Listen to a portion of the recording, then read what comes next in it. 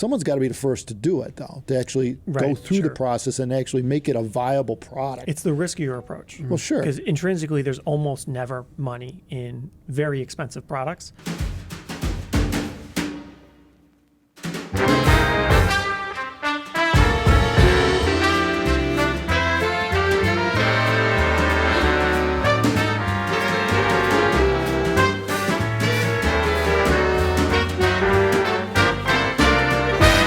We're in a bit of a elite class of, shall we say, quality with headphones, because when we design and actually build something, we don't consider the cost.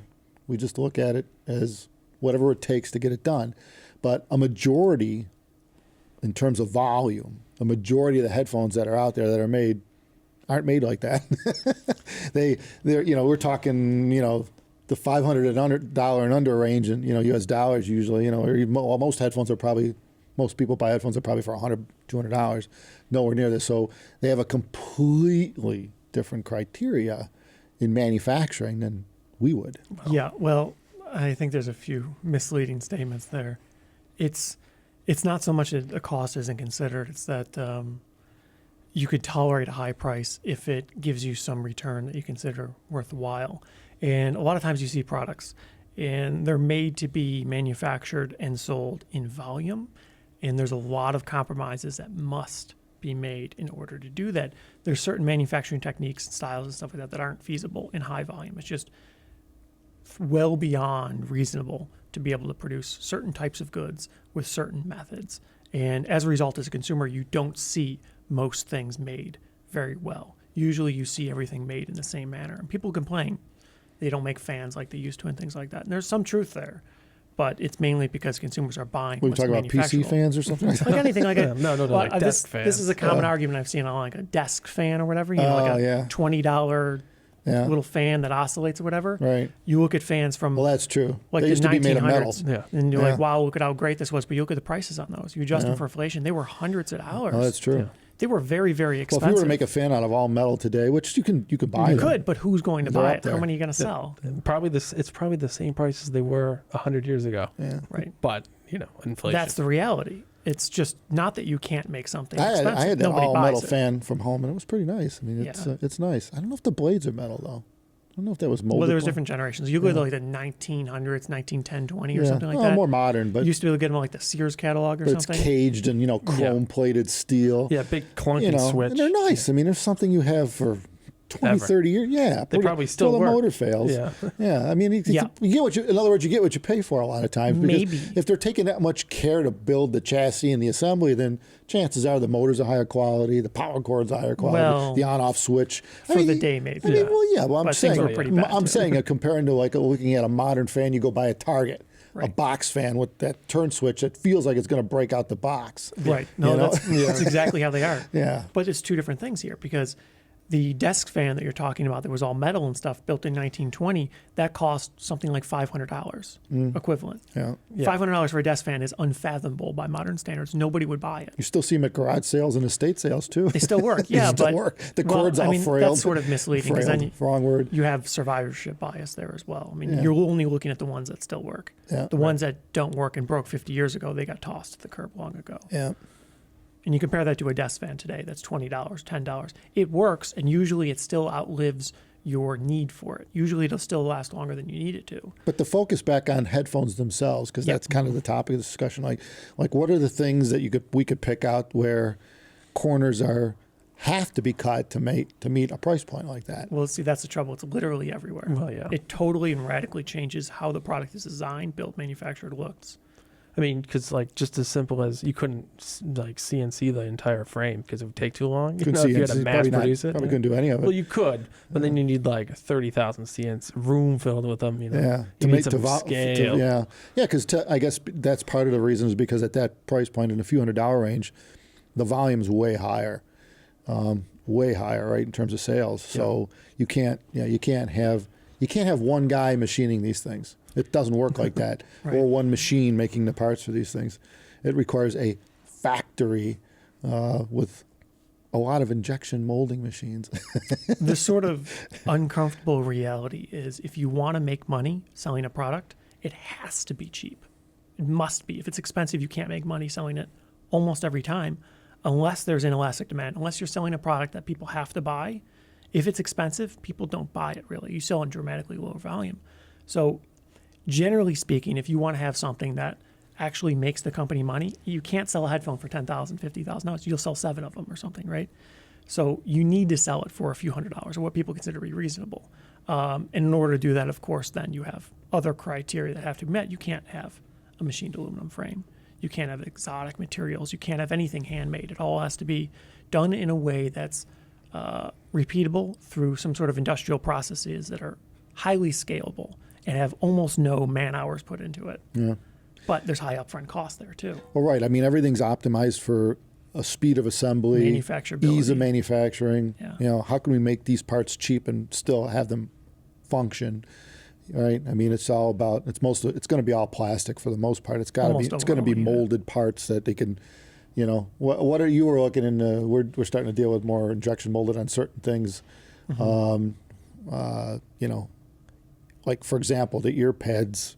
We have magnetic rings on there that need to be injection molded. It's a plastic. Yeah, it's a good part, process for that part. You know, Mm-hmm. yeah. And I mean, but you know, you got to have a mold made and the mold spec for how many pieces it's going to have to stamp out before you got to make a new mold because molds wear and all this stuff, right? Right. And everything's a cost factor involved. So you got to think about that. Like I remember back in the day, I used to work for Bowers and Wilkins, which was B&W back then, and also they were the same importer dealt with Rotel Electronics, right? And I used to get a new line of Rotel Electronics, like let's say a CD player or something, and I would see that stuff was made in Taiwan, but it was designed in UK. I don't know. Anyway, out of Taiwan would have a spec sheet with every part in the piece, and it would have a cost price associated down to like 1,000th of a cent or some shit like that. You know, they figured it out to like 3 places past the dollar sign, so to speak, right? And when you think about it, they have to look at every part, a screw, an insert, everything, a washer, a gasket, right? It might, even if it was a fraction of a cent, it was on the list that tallied up what it cost to make. Right. And this is how they look at it. This is how manufacturing and volume looked at it. You know, because even if you're, you know, think about it. Like if you're Apple and you're making 100 million or something, right? And it's a penny, the part's a penny. That's still a shitload of money at cost, It's right? $1 million. $1 million. Yeah, a penny. Right. And you wouldn't think shit about it in our end of things because big deal, it's a Yeah. penny or a dollar. It wouldn't even matter. But when you're making 100 million or something, it's crazy expensive. Well, yeah, auto manufacturers, they're big on that. Like, yeah, if we just get rid of this screw, it saves us $1 million. Yeah. That happens all the time. Yeah, right. Yeah. That's a common tactic. And a lot of times you could ship the exact same product to the customer. It doesn't change the perceived value, the durability, the reliability, but it costs you less to make. And that's a lot of what you get with consumer products. They have to be as cheap as possible. And as a result of that, to some extent, the lowest bidder is the one that wins. The one that's able to sell you a similar product for the lowest price, is the one that sells the most. So there's competition, effectively a race to the bottom in that sense in almost every space. It's hyper competitive if you're talking high volume manufacturing. So everyone is looking. They're competing to say, how can we ship you a product that's the worst version of the product possible? The worst. Like literally, that's what's right. they're trying to deliver still value, functions. but how can we deliver you the product that functions, Right. that's as cheap to manufacture as possible? And there's no way around it. I mean, you think about it, there's no way around it. If you're counting pennies, or Well, fractions of a percent. Until you get to like, when you have like, going to have hundreds of millions of things made, then you can actually make things actually really nice and high volume, like your smartphone, right? They're very well made machines, stainless steel and all that. But they know that they're going to sell 100 million of them. So they have the ability to, use 30,000 CNCs, right? The That's the only investment way is you can do that. staggering. Yeah. Well, we are calling out 2 extremes. We're calling out, 100 million piece manufacturing Right. Well, that versus, is exaggeration. versus us, which is nowhere near that, in Right. terms of the boutique end of things. But But it kind of sort of outlines But think the issue. about all the manufacturing that goes on in between that kind of volumes, where you got a reasonable amount, like 100,000 pieces or even 1 million pieces a year. Now you're in the middle, right? You're weighing out, Right. who's going to make the part? Are we going to do it in house? Are we going to farm it out? Is someone else going to do it? You think about you really got to get. you got to have a structure. Like you got to know, in terms of when you're designing a new product, think about the processes that probably everyone has to go through, including ourselves, to work up, okay, how are we going to actually do this?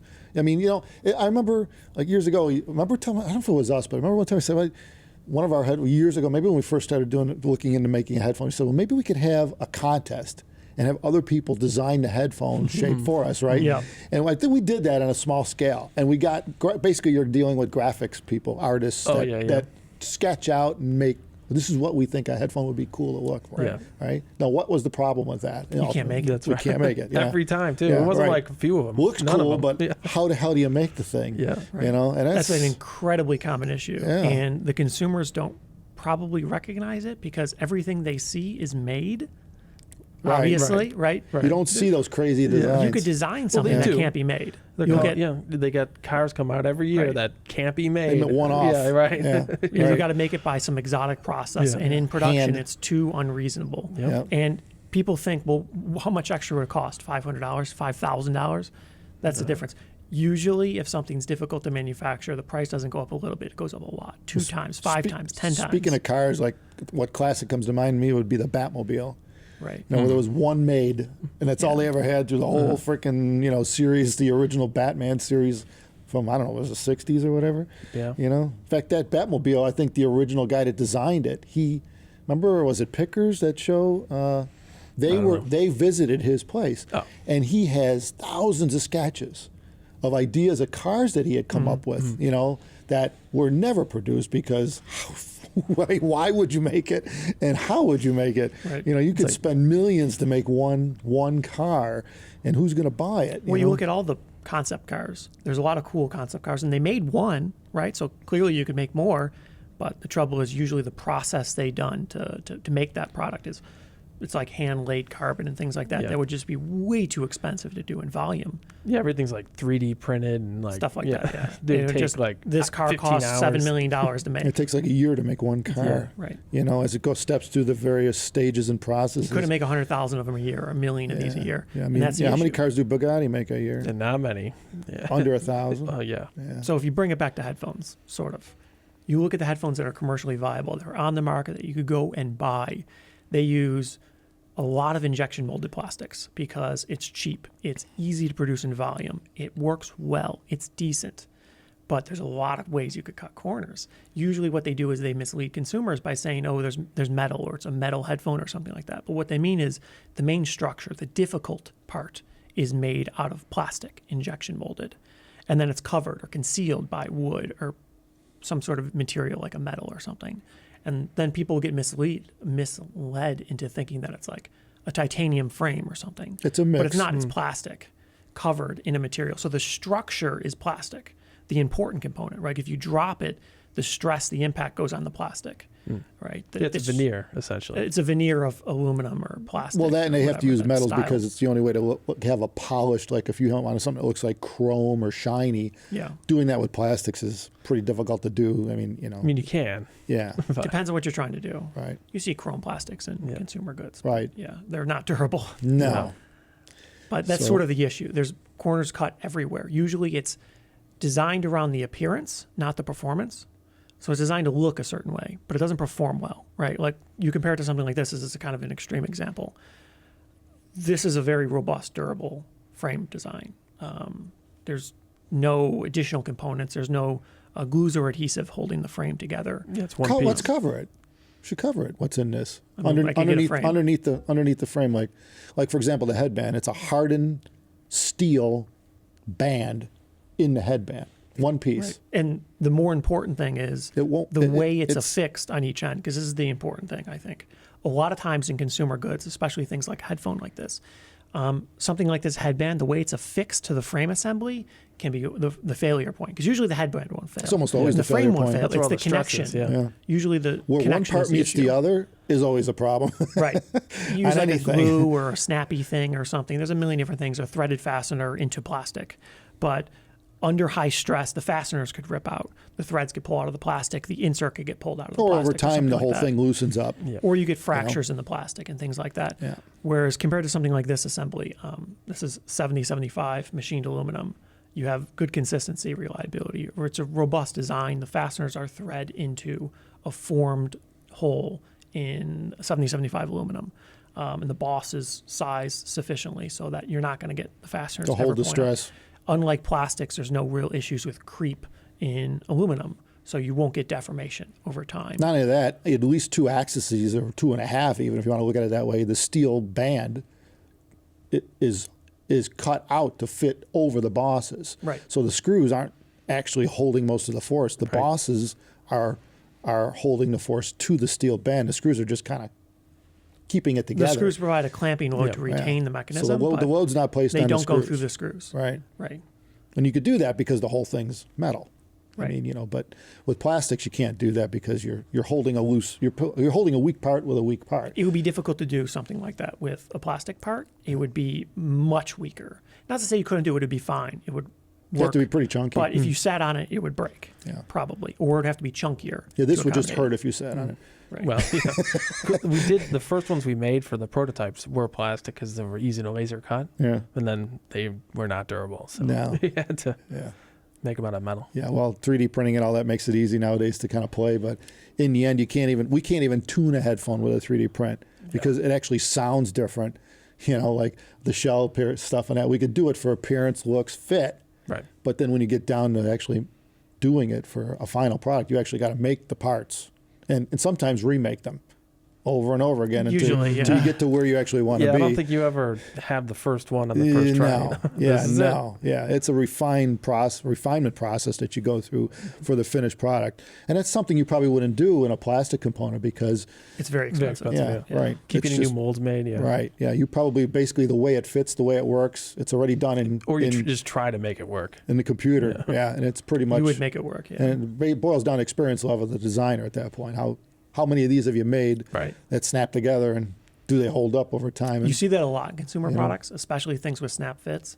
Snap fits tend to be quite difficult to get just right, and it's sort of kind of like a touchy-feely thing. It's very hard to predict ahead of time if you want a very particular sound or feel, and very few companies, maybe like aside from Apple, spend time getting the sound of like a mechanism to be just right, because it usually means 30 injection molds or something like that, which you could spend thousands, tens, $20,000 on each injection mold run, and it could take a month to do one. So it could be a very considerable time and cost to get a sound right, whereas most people consider it to be irrelevant.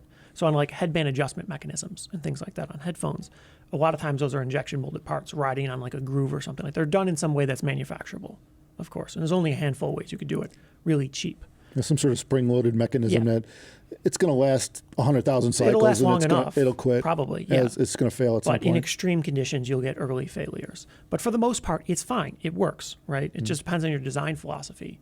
But if you want it to sound a certain way or feel a certain way, that's incredibly difficult to do it with that method. Well, you can't just look at the CAD model and be like, yeah, I know what that's going to feel like. You would have to have experience having done that. Yeah, a lot of it, yeah.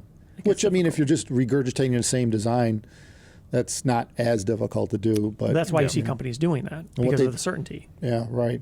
You see a lot of companies that's like, well, we've done it this way for 50 years, so they keep doing it that way. In fact, you look at the headphones in general, and that's kind of the way it is. I mean, aside from the higher end, right, where you see like us and a handful of other manufacturers have unique designs, but relatively speaking, when you look at the bulk of the volume of headphones that are out there, they're making the same way they were 20, 30 years ago. Dynamic drivers, just stamped out, Mylar drivers and hardwired cheap cables coming out. And it is what it is. If it ain't broke, don't fix it. Right? Yeah, pretty much. Yeah, really. Well, it depends on your goal. A lot of companies are trying to make headphones to make money. And that's the reality, especially obviously in the consumer space, like in high margin, high profit industry or high volume. They have many people industries. to answer to in terms of profit. They just want to make the same thing and hope people buy it. And they want to push high volume.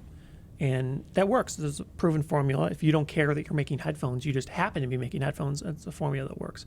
Now, luckily, you don't really see that too much in the high end. Most people in the high end space, intrinsically, because of the high prices, means very low volume and tends to mean your profit's quite limited. You don't see people that aren't in it for anything other than just making a cool product. a lot Well, of times. yeah, and to expand on it too. I mean, when the reality is that's something that's a misnomer where people think, well, it's so expensive, you guys are making a lot of money, and the reality of it is that's not the case. To make a very low volume product, you still need infrastructure. You need a building. You need the machinery. You need the people that run the machinery. You need inventory. You need raw materials. You need everything that a big manufacturer needs. The little guy needs too, and that's all money. Well, and That's, I mean, you're paying for the It's very ability. expensive. It's very expensive. well, and you're running such lower volume that you pay more for everything. Yeah, right. Every part costs more. Yeah. All materials cost Yeah, more. right. Yeah, and I mean, it's a lot. It's a lot. You need an infrastructure, and so, you see a lot of companies don't do it like we did. They'll what we call farm out, but they'll have other manufacturers make the parts for them, and that limits your ability to be creative because how many you go to somebody and say make this part, say okay, we'll make the first one for you for $10,000. Mm-hmm. If you don't like it, it's going to be another $10,000 to make another one and another one, until you like it. So the issue there is consumers don't really see this, but you don't get feedback when you go to a manufacturer. When you go somewhere and say, hey, can you make this? They'll say either yes or no, and they either make it or they don't. They very rarely want to hold your hand and tell you why it was hard to make, why it cost this.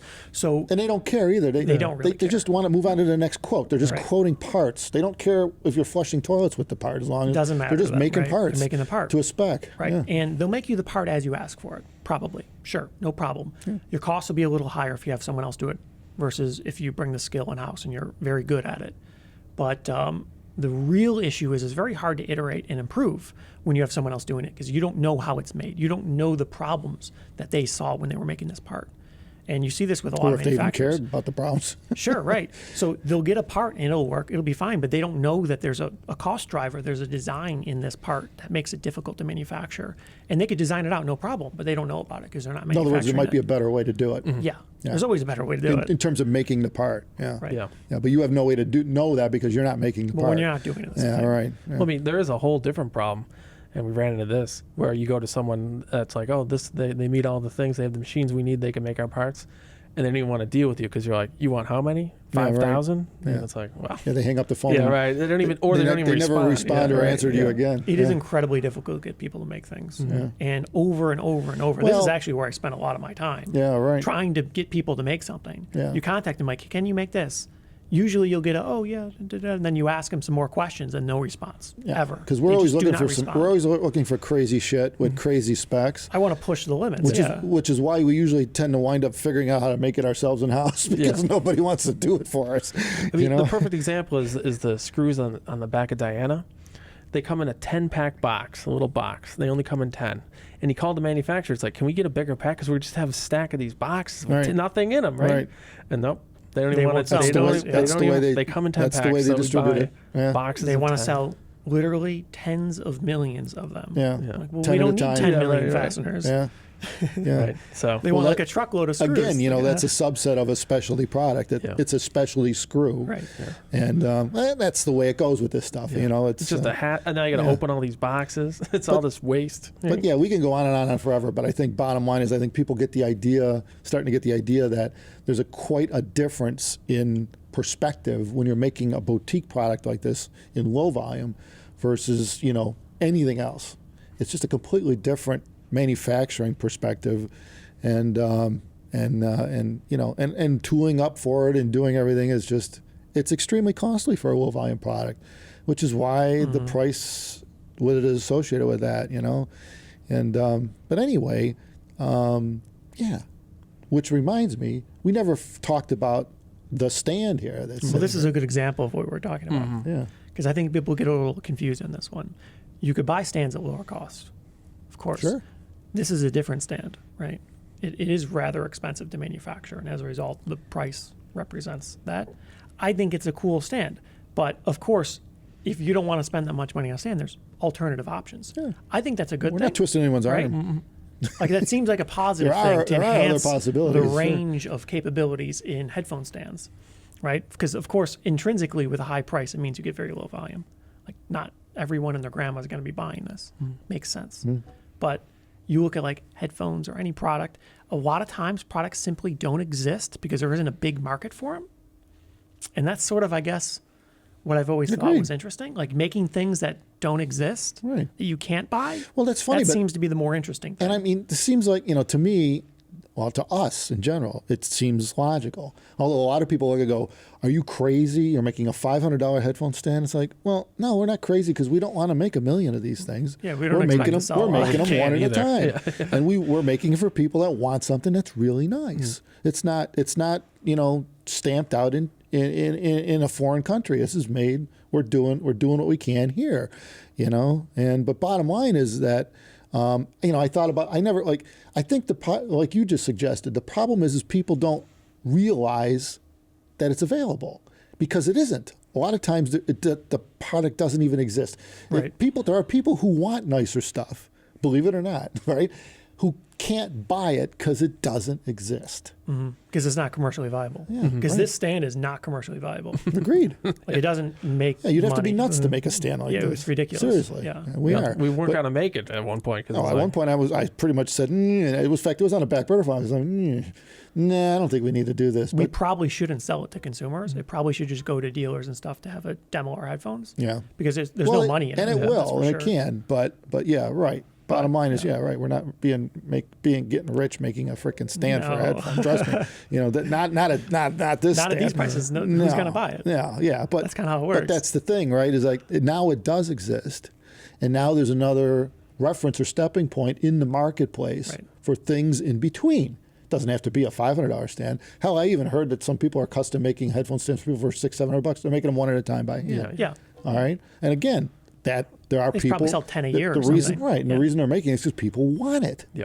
It's not, they're not forcing it on anybody. Saying, "Oh, you gotta buy it." It's like people want a better piece. Some people do. And if you it's- don't, that's cool. There's plenty of options on the market, Yeah, right? but that's the thing with all this stuff is like there's a higher end to everything. And let's explore that. I remember one thing. The one thing I could think of is like the toilet seats. I brought this up a while ago, but Zeos actually. I don't know what his channel's called. Zeos. Z reviews. Yeah, Z reviews. Right. He reviewed the Toto heated washlet. washlet Toto seats. And when I caught that video, I'm like, Jesus, I never even realized that I could buy that thing. Right? I mean, I just didn't think about it. Like I've seen, $1,100 I've seen them like in Japan, right? Yeah. And every toilet in Japan is like stock with these things, right? They're just part of it. It's not not necessarily a total, but yeah. But I didn't know you could get that. And when I saw it, and then he put the the clear plastic over the seat, and then made it function, put some weight on the toilet seat, so you could watch it spray through the cellophane. And I'm like, that's pretty cool how this thing works, and it's got heated water. And I mean, bottom line is that I bought one, and and because I'm like, I thought that'd be a cool thing to have in one of the bathrooms in the home, not all of them, but in one of them, and it is. But my point is that if it didn't exist, or if someone didn't show it to me that it can exist, I wouldn't have it. And I think that's part of the challenge in any industry is like, someone's got to be the first, right? Someone's got to say, hey, you could make this, and then find out if somebody actually wants to buy it. Someone's got to be the first to do it, though, to actually go through the process and actually make it a viable product. It's the riskier approach. Well, sure. Because intrinsically, there's almost never money in very expensive products unless they're served in a particular market. Like, say, watches or something like that. Sometimes there actually is a big enough market where you can make money. But overwhelmingly, if you're selling something that's way up there in the price points, you really don't have the margins that you have in the lower ranges. A lot of times you could sell something for 10 times less in dollars per unit and still make 100 times as much money. But for some reason, public perception is high price means high margin and high profit. But it's not the reality. No, it's actually the opposite. It's just It's interesting because you don't see manufacturers making high price things very often because there's no money in it. Yeah, I think both ends of the spectrum certainly have their challenges. For sure. They really do. You Well, know, it's not easy to make high volume products cheap. no, right. 'Cause, Incredibly competitive. No, there's a ton of overhead there too, and it's the same with the low volume product line too. That's that's why I always thought the coolest business model was the guys that sell what we call in economics they called widgets. How many widgets can you sell? Like razor blades. That was the razor blade with a little holder. Yeah. That you just you sell 100 million a year, and it's just a widget factory. You got to get a monopoly on the market. Yeah, our coat hangers used to be like that. You ever see these? I mean, these guys that had coat hanger factories actually were multi-millionaires. Well, now there's probably a bazillion different coat hanger factories. Yeah. There's a lot of now they're type. plastic injected. Yeah. They're you not. can still get metal ones. Yeah. But mainly plastic. Yeah, right. But it's funny how that whole thing's changed. Where there was one kind of coat hanger back in the day, and then you had your fancy wooden ones that were for suits. Not a lot of innovation in the coat hanger. Yeah, right. No. Yeah. I mean, clothes haven't changed much in the past couple hundred years. Yeah, But there's a see, lot. that's exact situation that really coming out with a high-end product, there's incredibly low demand for. There's no doubt there would be some number of people that would want to spend $20 on a coat hanger. Sure. And maybe they exist. I don't know. I've never looked. Me neither. But the demand has got to be incredibly low. So you never see it in stores. As a consumer, you assume it doesn't exist because it hasn't been presented to you. Yeah, you get your 10-pack for $3 or whatever. Yeah. You're good to go. I know some things I know in the past over the years I've gotten, they come with those nice wooden coat hangers. Yeah. And I don't like using them, but I like keeping them for some reason. They just look nice. Like, It seems to be another one of those topics Oh, you could ramble on. Yeah, maybe we'll do I a don't know video where on we're coat going with hangers. this. Yeah, we'll slam the hangers. refrigerator doors and then show us some coat Yeah, hangers. I'm actually a bit of an enthusiast of coat hangers Yeah, myself. yeah. Really like examining. The don't like shape matters. Well, yeah, I don't like those velvety ones, Yeah, I Where know. the stuff gets They stuck. You wear out. can't go like this and pull Yeah. stuff off. And I don't really like metal hooks because they scratch the shit out of the current day. You have those white bars in the cloud, Oh, yeah. and it takes the paint off them over time. True. So you need more of Maybe a like an less insert. abrasive, something like a Teflon coated. The laser cut stainless Yeah. steel coat Here we hanger go shape. again. Now we're gonna have to like make a those- high-end the, coat hanger. the little like wheelie ball things for your Ooh, shower yeah, curtain yeah, thing, like yeah. that, so they roll nice. Yeah, Teflon balls. Yeah, like an open bearing. This is gonna be a $200 coat That hanger. would be cool though.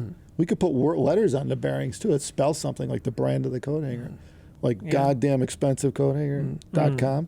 .com. Patent pending. We gotta go. Hit like all the time, right? Yeah, and all you the got to time. subscribe. We're still trying to get to 20,000 We're trying. subscribers. Yeah, well, If you haven't done this and you're on a TV, which I know you can't subscribe on a TV, Yeah, go on your Go to your phone. phone, your laptop. Click the button. Go to YouTube, Abyss Headphones, search for it, click subscribe. And that way, you'll know what's coming next. Because I know a lot of people say, I intermittently watch their videos, but I don't know when they're coming up. Well, if you subscribe, hopefully Then you'll know. YouTube will tell you what's next. Yeah. It's true. Thanks, everyone. Take care.